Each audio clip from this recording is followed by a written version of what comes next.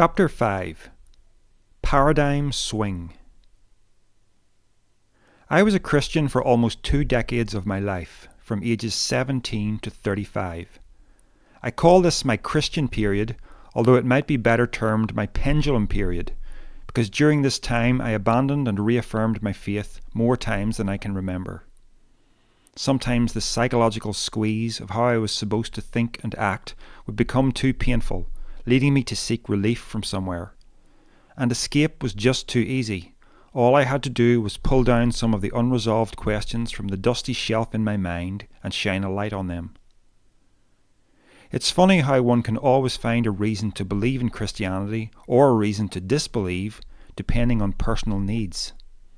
For some, a conversion to Christianity can initiate a life-changing experience that brings an end to alcohol abuse, drug-taking, wife-beating, or some other destructive behavior.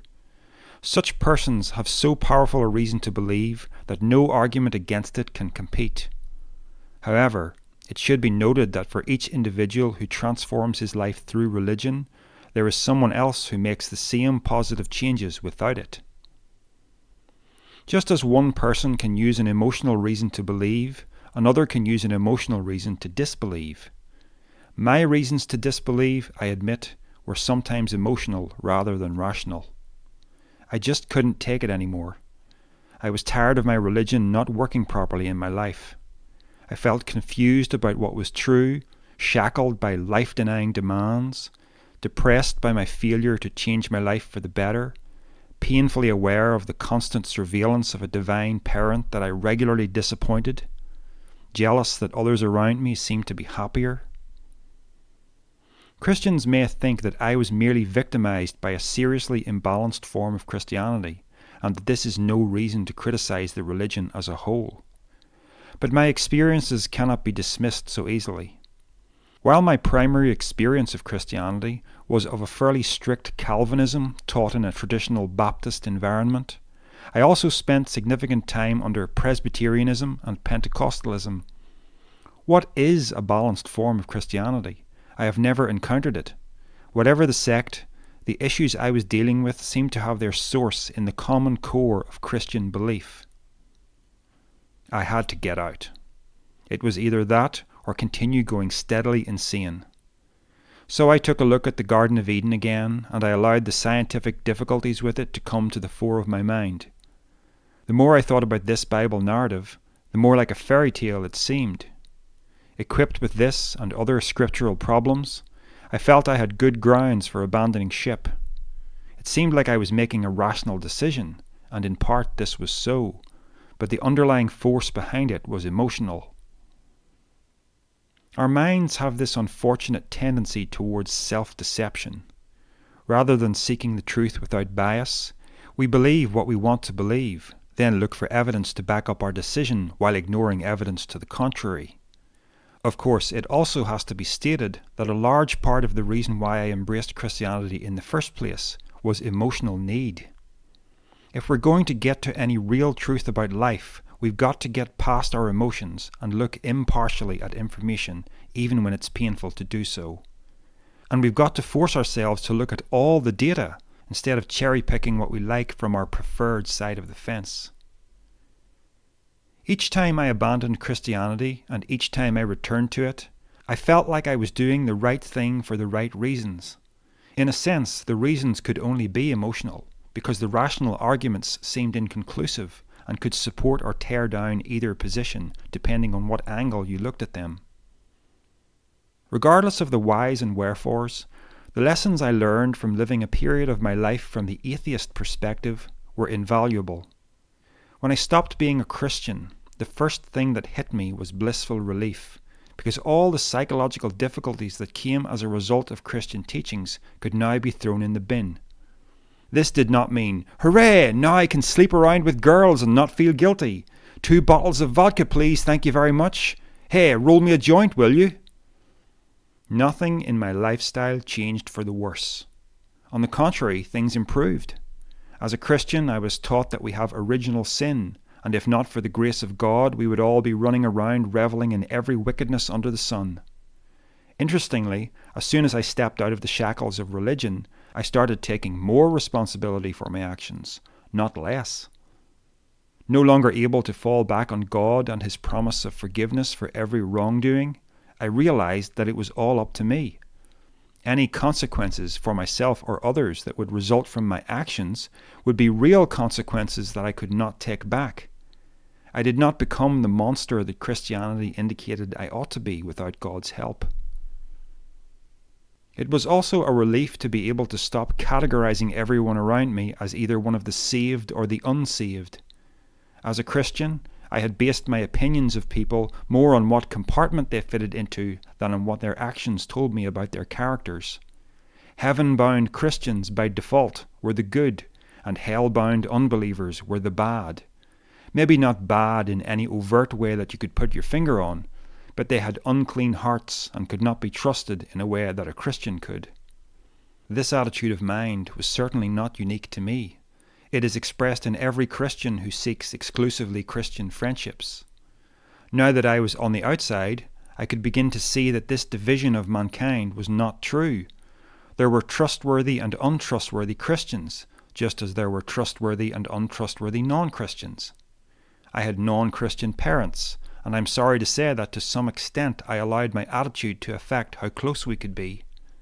As a Christian, I always saw myself as different, an outsider in society, and to some extent, an outsider in my own family. It was good to be able to rid myself of such a mentality. In determining how to live my life, what a breath of fresh air to be able to make a decision and not have to consult some mental list of do's and don'ts, wondering how much God was smiling or frowning upon me for my choices. Right and wrong were no longer based on lists of commandments, but on considering the consequences of my actions. I've heard Christians argue that to abandon religion is to abandon any meaningful basis for morality. But what are we, robots? Do we really need to be programmed with a list of rights and wrongs to have a meaningful sense of right and wrong? I think it seems that way to the Christian because he has been taught to believe mankind is inherently evil. Therefore, to be without guidance from a higher authority is to be lost in a sea of wickedness. But is love not just as much a part of our nature as hatred? Does your pet Labrador need to consult some doggy Bible before he knows that it's good to lick the face off you? Likewise, when a Christian says, "Oh, you don't believe in God. Why don't you lie, cheat, and steal your way through life? Because if there's no one to judge you, you can do anything and get away with it." Well, if we love others only because we're afraid of what will happen to us if we don't, that's not much of a basis for morality. How about loving because we want to love, because it's in our nature? I went through a joyous honeymoon period when I abandoned religion, but a honeymoon was all it was, because there were certain realities I had to face. Without religion, it seemed I had to let go of certain concepts that were tied to religion. Now there could be no answers to prayer, no divinely guided plan for my life. I had no soul, and there was no afterlife. All of these were religious ideas, and they had to go. The world quickly became a cold and impersonal place. But maybe that was okay, and maybe that was something that ought to be faced. The problem was that my own future death was going to make a mockery out of all my accomplishments in life. Nothing would have any lasting significance. Thousands of precious memories would die as soon as my brain switched itself off. An unfortunate consequence of my atheistic outlook was depression. It wasn't a big deal, just a minor irritation that gnawed at me. I would be out on my bicycle enjoying a ride through beautiful countryside on a warm summer day.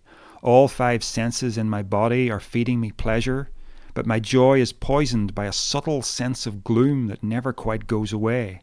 A nagging inner voice says, "Someday you will be dead, and none of this will have mattered."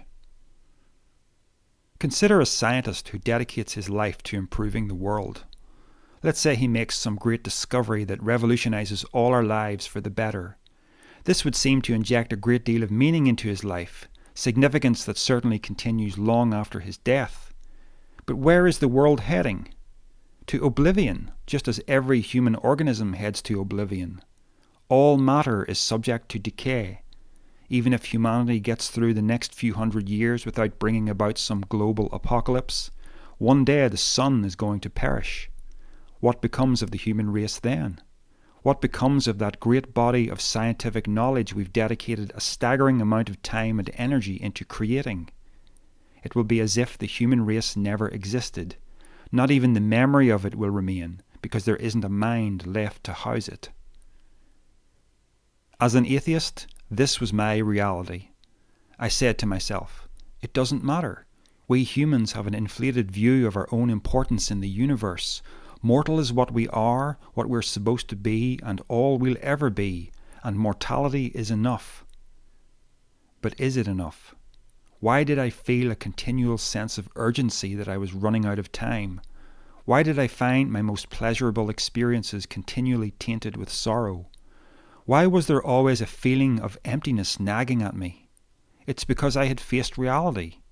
Never was life defined better than in Shakespeare's Macbeth. It is a tale told by an idiot, full of sound and fury, signifying nothing. Well, face it, says the atheist. Wishing it otherwise doesn't make it so. I did face it, and it depressed the hell out of me. It became the emotional trigger that made me yearn for the sense of meaning that Christianity provided. Now that I had been away from religion for a period, I was able to look back with rose-tinted glasses, forgetting all the negative aspects of the experience. Christianity wasn't all bad. I enjoyed some great times of fellowship and learned some genuine insights about life from the Bible, amid all the other confusion. And so I placed all my unresolved problems with Christianity back onto the shelf in my mind, and I returned home like the prodigal son. But nothing had been fixed. All the same issues I had before I left were waiting to leap back into my experience. There was no solution, no peace to be had. And so, over the years, I became like a swinging pendulum, pulled back and forth by opposing forces, never able to sit still and accept one position or the other. A Christian 1 month, an atheist the next, back and forth. Aside from letting my heart rule my head, the futility of life without God was a strong rational indicator that atheism was wrong. Let's assume for a moment that atheism truly is the enlightened viewpoint. By implication, then, the enlightened man is the depressed man. But that didn't make any sense. Was it rational to think that man, in his most enlightened state, would be depressed by his own existence? Or was the depression nature's way of telling me, you're not seeing this correctly? The universe is teeming with vitality. Are we really supposed to spend our days battling sorrow over our mortality? It seemed an absurd predicament. So, if nihilism was absurd, and nihilism was the direct consequence of atheism, wouldn't that make atheism absurd? Where I had been going wrong all this time was in assuming that I had only two choices, Christianity or atheism. On the one hand, I inherited all the trappings of authoritarian religion, which caused me so much suffering. On the other hand, atheism seemed to lead inevitably to a nihilistic outlook on life, which was intolerable in the long run. What I was also doing, without realizing it, was gravitating towards an established belief system, seeking to align myself with an existing herd. Each time I changed my mind, I was making a huge paradigm shift at a totally unconscious level. We find a useful analogy of this in the snap to grid feature from computer drawing programs. Let's say you want to draw a rectangle that's exactly 5.3 by 8.2 centimeters. When snap to grid is active, the program forces your rectangle into either 5.0 by 8.0 or 6.0 by 9.0, refusing you access to any position in between. Our lazy brains seem inclined to play snap to grid with our beliefs. The failure of a particular religious ideology to live up to its claims is an entirely distinct question from the matters of whether there is a creator, whether we have souls that survive death, whether the supernatural or miraculous ever invades human experience. Yet when a person rejects Christianity, entire modes of thinking are transformed. The theist becomes the atheist. The religionist becomes the secularist. The supernaturalist becomes the naturalist. the transcendentalist becomes the material minimalist. These changes often occur at an unconscious level, as we pull ourselves away from one ready-made belief system and snap to another. Perhaps some of these shifts are right and proper. My only point is that they should not be happening without your conscious awareness. Eventually, I came to see that the truth was not on one side or the other. In fact, the root of all my problems was an underlying issue that was prevalent in both worldviews, the belief in mind-body dualism, the view that the mind is an actual entity distinct from the body, distinct even from the material of the brain. Regardless of religious influence, we tend to believe this because it reflects how we intuitively feel about ourselves. Meanwhile, science, at the basic high school level, doesn't refute it. So it's no surprise that many atheists are dualists. From a human perspective, dualism provokes feelings of loneliness, urgency, and depression, as the mind views its position as a very real entity stuck inside a dying body, living in a hostile universe. The Christian deals with this by indulging in the fantasy that the mind is divinely protected and will live forever, while the atheist deals with it by becoming saddened over the fact that the mind is as vulnerable and mortal as the body. But strange as it may sound, dualism is dead. I don't expect the reader to accept that statement at face value, but a large portion of this book will be devoted to convincing you of it. Some esoteric forms of ancient religion express the fallacy of dualism, as does quantum physics, a branch of science that examines the strange behavior of subatomic particles. Unfortunately, most of us only get to see the exoteric side of religion and science, both of which ensnare us in a purely dualistic view of the human condition.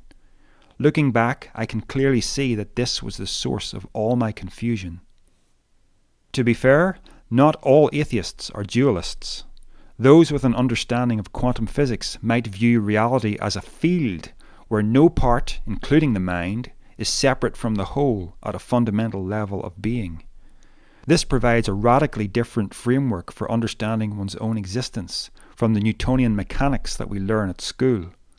Most of us finish our education and go forth into the world viewing the universe as an unconscious machine made out of bits and pieces. Absolute reality consists of particles of matter that are fundamentally separate from each other, stacked together like Lego blocks in three-dimensional space. Contrasted with the whole universe, a person seems very small and insignificant. Whether I chose the church or the classroom, I couldn't make sense of my existence because I was seeing my mind, my body, and the universe in terms of duality, separateness, alienation. How does an appreciation of the universe as non-dual change anything? In short, because there is no you separate from the whole. But a mere anecdote will not suffice. We will tackle this question comprehensively in Part 2. A rational atheist with a high school education might assert, "I believe in science. I've got no time for any mystical mumbo-jumbo." It's easy to see why such an attitude prevails, because science has provided us with an ever-increasing understanding of reality. We feel that it's only a matter of time before we find all the answers. This is a subtle trap, because when we look deeply at reality, we observe that there are particular areas in which a scientific approach fails us. There are places where we come across the infinite, and the infinite simply refuses to be bound and measured. There isn't a box big enough to fit infinity. For instance, the trillionth decimal place of the number pi is a particular digit between 0 and 9, but it would take much longer than a human lifetime to work it out, and even then you're barely getting started with the actual value of pi. If you had enough time, you could go on uncovering another trillion decimal places. Pi has no end, and yet paradoxically, every single one of its decimal places has a discrete value that is in no sense random, no matter how deep you go. This simple mathematical example shows that infinity is something quite real, yet utterly ungraspable within space-time. No matter how hard you try, you can't get hold of it in its entirety, and yet infinity is an aspect of reality. It follows logically that a complete picture of reality cannot be uncovered by sciences that are only able to deal with finite categorizations. The acceptance of this logic is the heart of metaphysics. By contrast, the failure to grasp this breeds the sort of rationalist who thinks that the Big Bang explains the origin of the universe. But when carefully examined, what it really does is confront us with the mystery of the infinite, and so the need to develop a metaphysical model of reality becomes inescapable. It's vital to understand that science is a process, not an endpoint. What we often think of as truth in science is merely a point in this process. Consider the transition from Newtonian mechanics to quantum mechanics. It really was a case of back to the drawing board, a complete rethinking of the entire nature of reality in a new and unfamiliar framework. There are those who feel that we are on the cusp of understanding everything, and there are those who feel that what we currently know about reality is merely the tip of the iceberg. Which perspective is the more accurate? The scientist tends to favor the former, while the mystic favors the latter. But how would we possibly know? We are simply at a point in the process of science. If we say it is a point close to the finish line, how do we justify that? We would have to be in possession of a theory of everything to know how close we are to attaining a theory of everything, and that's logically absurd. We can now begin to see the value of more abstract ways of reasoning, because they allow us to think far ahead of the point in science where we happen to be stuck at present. We permit our minds to take intuitive leaps, to play with ideas that cannot be proved empirically, but which allow us to theorize in ways that will make greater overall sense of the universe than the picture that emerges from our present scientific proofs alone. Later, our more daring theories may be proved right or wrong. A lack of certainty in the present is not reason enough to hold oneself back from creative thinking. Judging by the amount of science that ends up being amended or replaced, we can hardly claim that our present point in the process is the ultimate irreplaceable truth, can we? Furthermore, should we say that the ancient Greeks were wrong to theorize about the existence of the atom just because they didn't have the advantage of an electron microscope? Among the great minds in science, I see a willingness to think outside the box, but among the educated public, I perceive a deadness of creativity born out of a one-dimensional mode of thinking. Another stumbling block for the unwary in the field of science stems from how we use language. When we attach a label to something, it's tempting to assume that we now know what that thing is. If I ask the question, "What is life?" I can only give an answer by contrasting life with what is not life.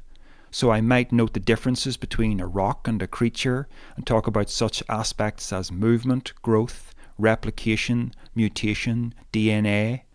This comparison lulls me into thinking that I've grasped what life is. But if I pause for a moment and really think about the question, it hits me that I have no idea what life is.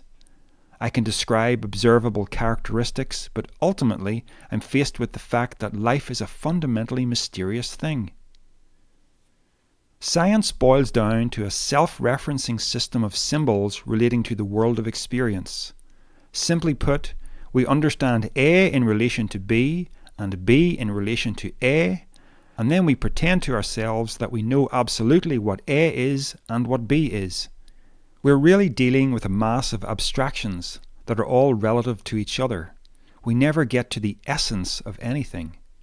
The tragic result of a reliance on any self-referencing system is a loss of awareness that there is a fundamental mystery behind the universe itself.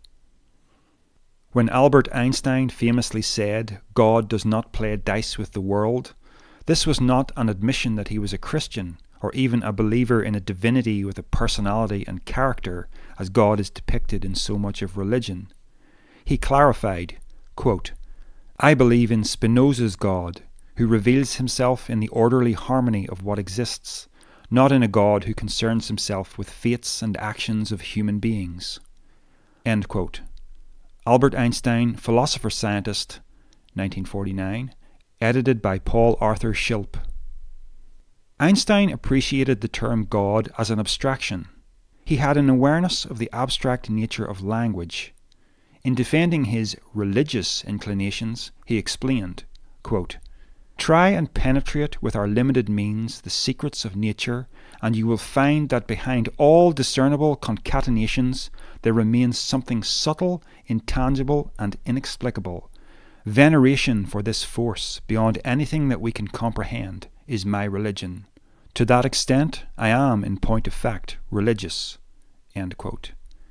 Einstein and Religion, 1999, by Max Jammer. Behind all our science is an inability to get to the bottom of the fundamental mystery of existence. The failure to recognize this results in the erroneous sense that you know more than you know, breeding a misplaced confidence that scientific investigation alone can answer every question we could possibly ask. What is life? We don't know. Furthermore, we can't know because we are stuck with a self-referencing system of abstractions. Science tends to operate under an assumption of determinism, the view that the universe is totally explainable in mechanistic terms. This is understandable because we are able to find clear patterns of order in the universe that can be supported with mathematical equations. But is everything explainable in this way? We casually assume so, purely because of science's track record of ongoing successes. It lulls us into thinking that there is no limit on a human's ability to understand reality. Strictly speaking, we could only know that no such limit exists if we already possessed a theory of everything. In the absence of that, scientists sometimes make the philosophical assumption that determinism rules supreme. But in truth, the jury's out. Let's speculate for a moment that the nature of reality is ultimately non-deterministic. The startling implications of that would be that science cannot completely explain reality, because science deals only in what is mechanistic in nature. Science is fantastic, but you'd better make room for the philosophy of science, or you will end up making assumptions that you don't know you're making.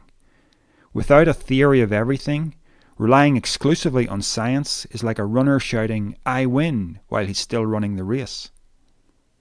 By science alone, we end up viewing the universe as a lifeless automatic machine where the Earth somehow became a life-infested rock. Life is viewed as an anomaly that just happened to sprout when certain conditions were met in the random flux of non-conscious energy. Life is nothing more than an extremely complex arrangement of clockwork mechanisms craftily pretending that it's more. Feelings of insignificance, alienation, and meaninglessness are the natural consequences of this view. Religion, for all of its problems, at least begins with an appreciation of transcendent mystery, and thus avoids the sort of myopic worldview that an exclusive reliance on science tends to stimulate. When we are ready to admit that we can only know what life is by abstraction, then it becomes possible to model the universe differently. Life, whatever that is, exists on Earth precisely because life is a property of the universe. The universe is, in some sense, alive.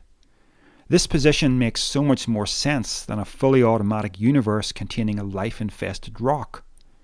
Life does not come from non-life. If it did, then we're all technically zombies.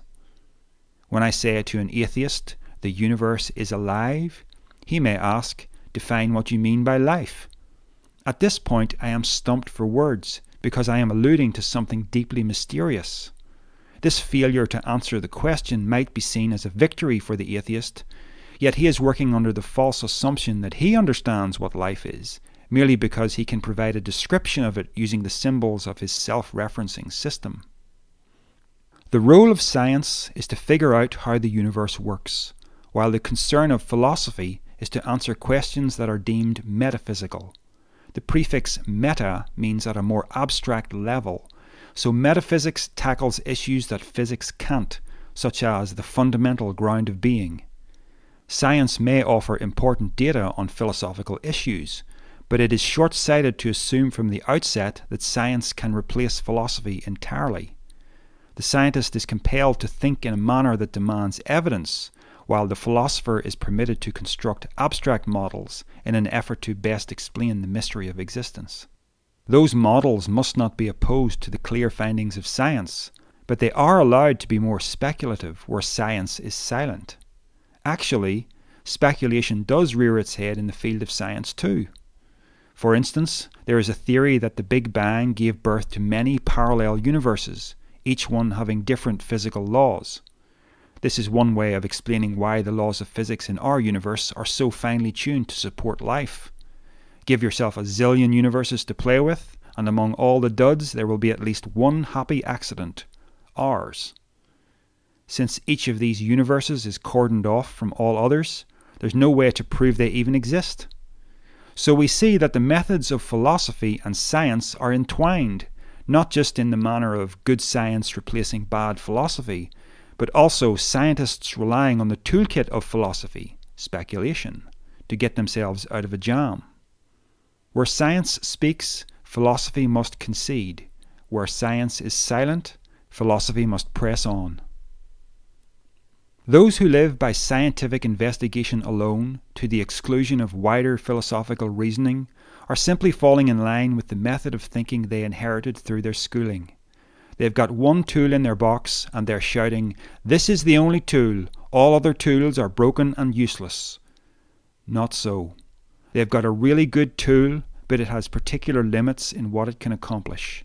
And when you reach those limits, you don't keep foolishly chipping away with the same tool, you grab a different one.